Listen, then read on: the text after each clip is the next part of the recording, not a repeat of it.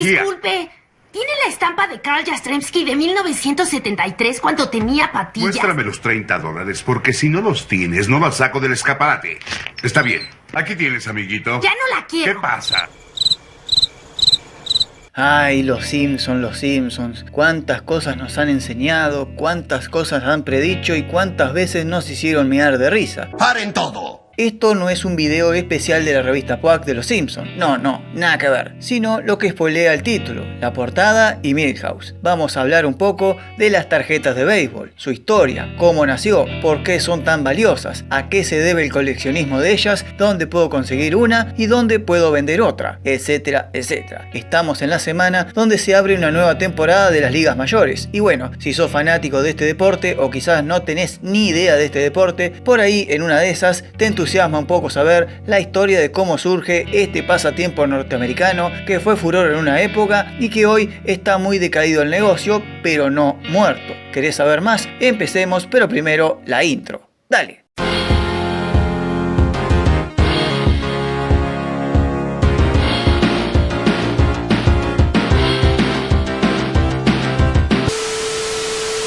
La historia comienza en la posguerra civil norteamericana, allá por los años 1865 y 1866, que luego de tanta desunión, matanzas, guerras, sangre y grieta nacional, había que comenzar a reconstruir un poco más la Unión Norteamericana. O sea, todos tirando para adelante porque los conflictos internos, como lo habían demostrado, no llevaban a ningún lado. Y es así como durante la Guerra de Secesión norteamericana, muchas empresas encontraron ese hueco financiero para salir airosos en una matanza que hacía perder gente pero ganar dinero, y una de ellas fue la industria armamentística, como también la industria de los utensilios para la guerra. Y mientras esas empresas se hicieron millonarias a costa de la guerra creando más conflictos, otras empresas serían el futuro, serían las que unirían al pueblo norteamericano, y esas empresas fueron las empresas deportivas. La sociedad entre los empresarios Andrew Peck y Herman Schneider dio inicio en 1866 a una de las empresas deportivas más famosas del mundo, Peck and Schneider Sporting Goods.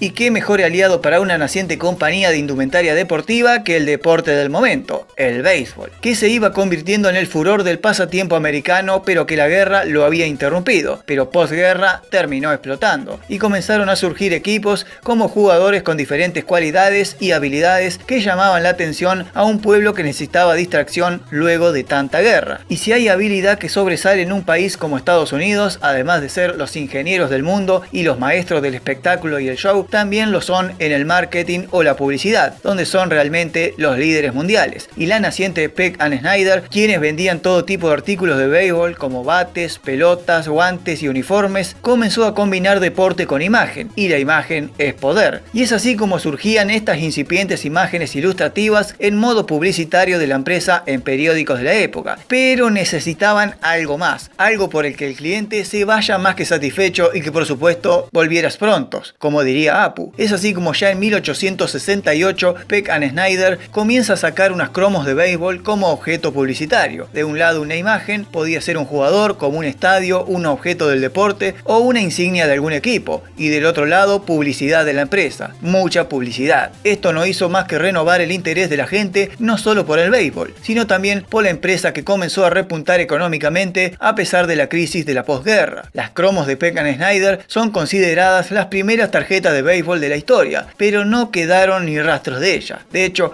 muchas de ellas eran solamente dibujos, porque la fotografía todavía estaba en pañales. El éxito de las cromos de Peck and Schneider hizo que varias empresas similares de indumentaria deportiva copiaran el mismo formato, crear sus imágenes deportivas para promocionar sus productos mediante algo popular, el béisbol. Pero hasta ahí era solo eso, cromos o postalitas, como dicen en México, de promoción y publicidad del negocio. Pero ya en la década de 1880, una industria iba a marcar un antes y un después en el negocio de las tarjetas de béisbol. Esa industria era la tabacalera.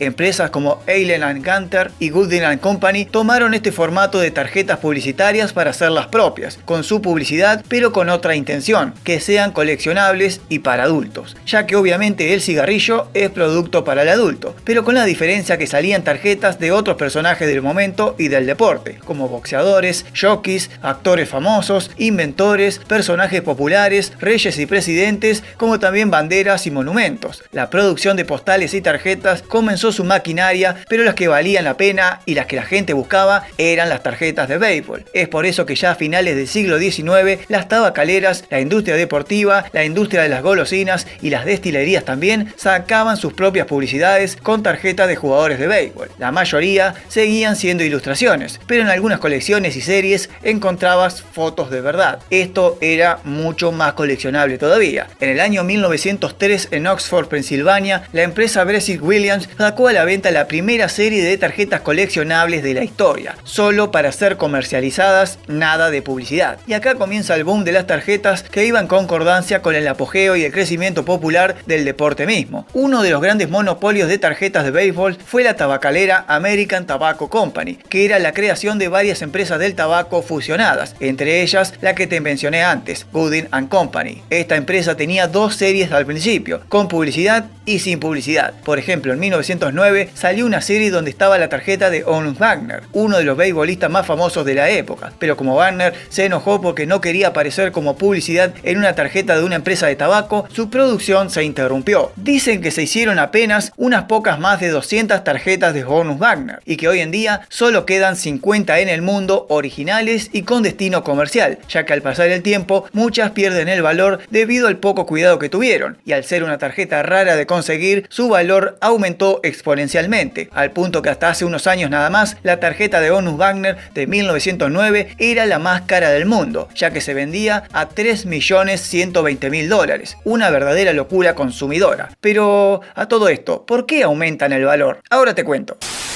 Una de las grandes culturas populares de los norteamericanos promedio es la acumulación. Acumular objetos y cosas que pueden significar algo en el futuro. Simplemente una venta. Pero dentro de esa gran acumulación se hizo con los años algo específico y más complicado de explicar, que es el objeto coleccionable.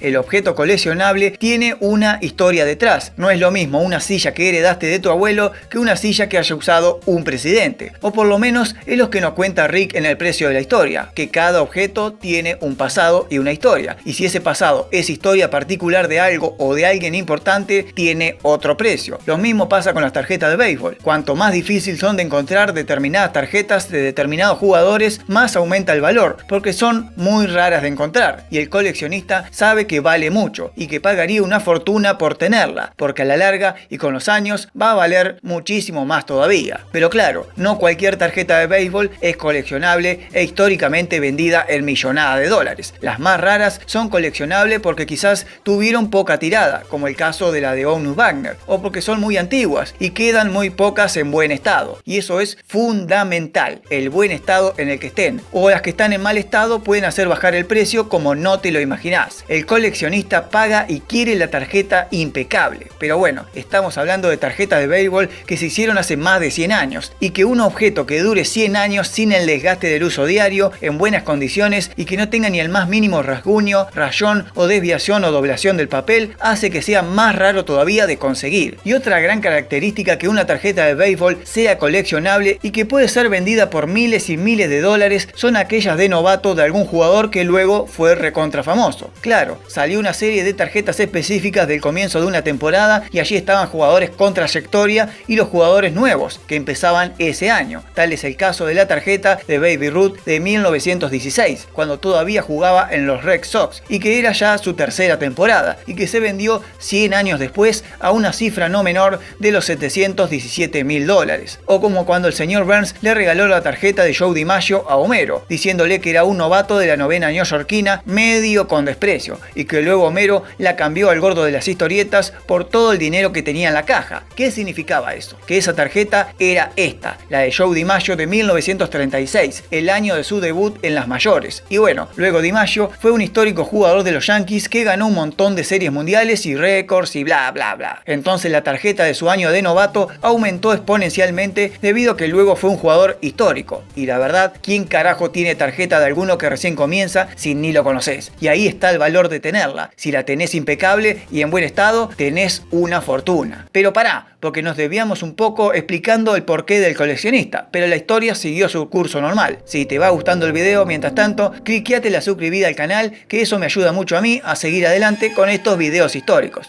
Sigo.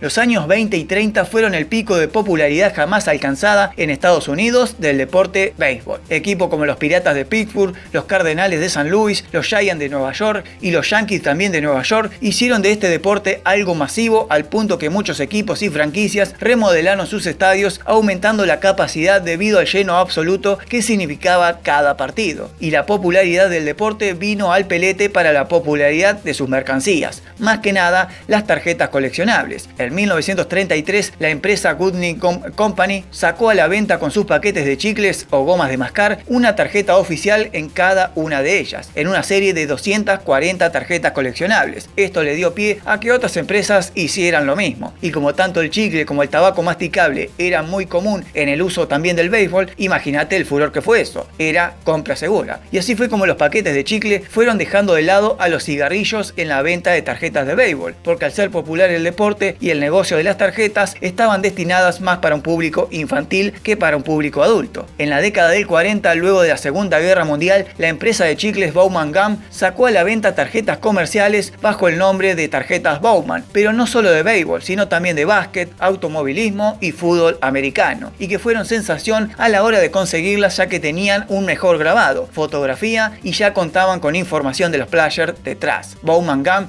competía fuertemente con Left Candy Company en el mercado de golosinas y tarjetas de béisbol también, y muchas otras empresas menores más, pero todo terminó en 1952, cuando Seymour Berger y Woody Gelman de la empresa Chicles Top Company crearon las famosas y conocidas tarjetas de béisbol Tops, las más populares de la historia.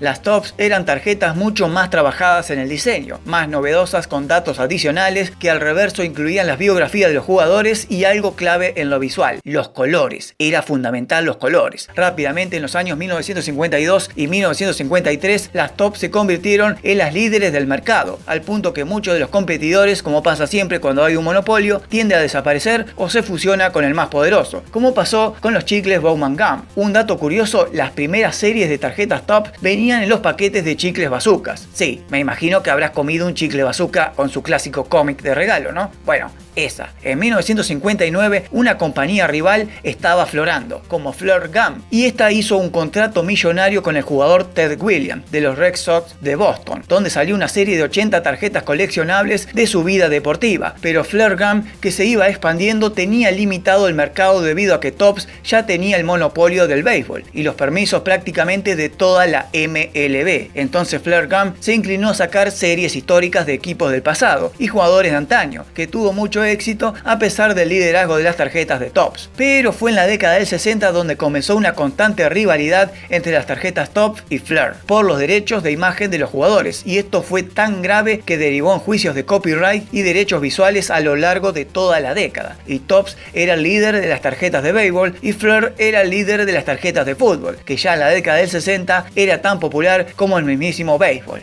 Pero claro, el fútbol americano en la década del 60 estaba dividido en dos ligas, la Liga Nacional, donde Topps era el líder en ventas, y la Liga Americana, donde Fleer era el líder. ¿Pero qué pasó? En 1967 las ligas se unificaron y desapareció la Liga Americana, quedando solamente la actual NFL, y todos los derechos de imagen quedó nuevamente para el líder Topps. Y acá se repudrió todo. Fleer Gum no tenía derechos de nada, no podía sacar tarjetas de béisbol actuales ni de fútbol. Y no solo eso, no podía tampoco ni siquiera reproducir calcomanías, sellos ni otros artículos como parches beisbolistas. Nada de nada. Todo el poder lo tenían las tarjetas Topps. Y bueno, Fleer Gum lo llevó a la justicia nuevamente en 1975, cuando comenzó una serie de juicios y perjuicios que derivó en la sentencia de 1980, de terminar con el monopolio de Topps y darle lugar a otras empresas a la hora de competir por las tarjetas de béisbol. Pero una vez desarticulado el monopolio de Topps, ¿qué pasó? El quilombo. Se abrió el juego de todas las empresas, viejas y nuevas, de crear sus propias tarjetas coleccionables. Y acá comenzó la debacle del negocio, debido a que un montón de empresas de goma de mascar, como empresas independientes que solo se abocaban a la creación de series exclusivas de tarjetas de béisbol, explotó en la oferta y bajó considerablemente la demanda. La sobreproducción de tarjetas de béisbol en la década del 80 hizo que se cayera a pique las ventas y el valor de las antiguas también cayeron, al haber tantas empresas sacando tantas tarjetas coleccionables que no eran otra cosa más que lo mismo de siempre, pero con otro logo y otros colores. Todo el mundo tenía los mismos jugadores y las ventas pasaron de 2.200.000 en la década del 70 a 1,5 millones a principios de los 90, a menos de 200.000 luego del año 2005. Una catástrofe para el mercado. Tal fue la debacle que empresas como Pacific en el 2001 y Flair Gum en el año 2006 se declararon en bancarrota. El sueño había terminado. En quiebra. Esto se acabó. Luego del año 2008, Topps volvió a quedar como la única con los derechos a reproducir tarjetas oficiales, pero el nuevo siglo trajo nuevos problemas, y problemas que Topps no pudo competir ni siquiera enfrentar judicialmente, y fue la internet. La tarjeta en mano ya es casi extinta, y vale más tener la colección digital, una de las grandes maniobras que hizo Topps para no fundirse y desaparecer, colecciones digitales. Pero bueno, el mercado que se redujo a un poco más de 100.000 anual actual sigue intacto en los corazones de los románticos, que tienen la esperanza de encontrar la tarjeta de béisbol de algún novato que la rompa en el futuro. Y como jugadores de la década del 80 y 90 fueron tan pero tan reproducidos en distintas tarjetas y en distintas series, son muy pocos los que realmente valen la pena buscar y conseguir. Una de ellas fue la de Ken Griffey Jr., de novato de 1989, que se llegó a vender en más de $100.000 hace unos años. ¿Dónde conseguir o comprar? Fácil, en eBay o Mercado Libre. Ambos tienen su propio mercado interno de tarjetas. Obvio, si tenés alguna con mucho valor, es mejor subastarla que venderla en algún comercio o de manera particular, porque vas a perder plata a lo loco. Pero no la lleves al precio de la historia, porque Rick te llama a un especialista que te baja el precio a la mitad y encima Rick te ofrece la mitad de lo que pediste. O sea, te la recontrapone. Actualmente, y hasta que aparezca otra tarjeta rara e inconseguible, la tarjeta de béisbol más cara de la historia es la de Mickey Mantle, del año 1952, de la colección de Topps, el año de su inicio en el negocio. Fue vendida en agosto del 2022 por un total de $12.600.000. Una verdadera locura. Sí, la tarjeta que antes te salía centavos en 1952 se vendió a más de $12,5 millones 70 años después. ¡Ay, Dios! Esa tarjeta superó otro ícono del deporte mundial, que fue la camiseta de Maradona de la mano de Dios de 1986 contra Inglaterra en el Mundial de México, que fue vendida por $9.300.000 a principios de ese año 2022. Otras tarjetas de béisbol históricas fueron la de Honus Wagner, que ya te mencioné, que fue vendida a un precio récord en su momento de $7.250.000. Otra es la de Mickey Trout del año 2009, sí, una actual, con firma incluida, que se vendió a $3.900.000. Otras históricas fueron esta de Joe DiMaggio, que se vendió en $288.000. La de Hank Aaron de 1954, que se vendió en $358.000. Otro dato curioso, esta tarjeta la toma Baby Ruth en la película Hércules Vigila, cuando visita a Benny Jet Rodríguez. ¿Por qué? Porque Hank Aaron le sacó el récord de home run que tenía Baby Ruth desde su retiro en la década del 30. Otra rara es la de Joe Doyle de 1909, que se vendió en $414.750. La de Roberto Clemente en 1955, que se vendió en $478.000. La de Ty Cobb de 1909, que se vendió en $488.425. La de Baby Ruth en Baltimore antes del debut en las mayores en 1914, que se vendió en $575.000. Y la de Joe Jackson de 1909, también, que se vendió por $667.189. Una bicoca. Cuando comenzaron Los Simpsons en 1989 y durante toda la década del 90, era normal ver a Bart y los demás niños de la serie tratando de conseguir tarjetas de béisbol, porque aún seguía intacto la fiebre por las tarjetas, al igual que los cómics, pero con el correr de las décadas se diluyó, y con la llegada de internet terminó prácticamente agonizando el mercado menor. Los cómics volvieron a ponerse de moda debido a la proliferación de películas del universo Marvel y DC. Ya llegará el año y la época en que las tarjetas de béisbol vuelvan a ponerse de moda y vuelvan a ser el pasatiempo norteamericano por excelencia, como lo fue en una época antes de internet, antes de la televisión y antes del jopo y el rock and roll. Si te gustó el video, likealo, porque me costó un Perú conseguir información en páginas oficiales de béisbol en inglés encima. Te invito a que te suscribas al canal y, en caso de que puedas, te pases por Cafecito o Patreon y nos dejes una colaboración para poder seguir con estas historias poco contadas y muy raras de entender y conseguir. En YouTube, mucho más. Yo me voy a mirar un poco cómo juegan los Dodgers y vos quedate viendo estos videos anteriores. ¡Nos vemos!